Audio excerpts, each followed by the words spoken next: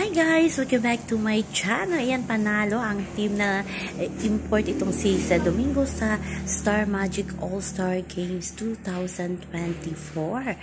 At ito nga ang masaya sa backstage bago sumalang sila sa paglalaro ay nakipag-showdown, dance showdown siya kay Aura at kay Loiza Andalio. Yan, to ay kinuna ni Brenda. Ang saya-saya nila. Tingnan nyo dyan, hindi din patalo itong si Domingo pagdating sa sayawan.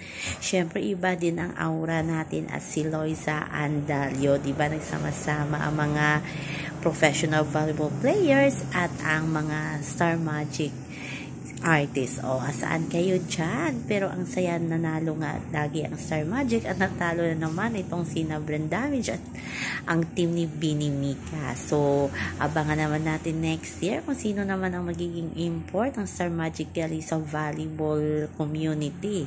So, yan naman po guys ang ating update sa ngayon. Hanggang sa muli. Bye-bye. Also remember, wag po tayo magpaka-stress.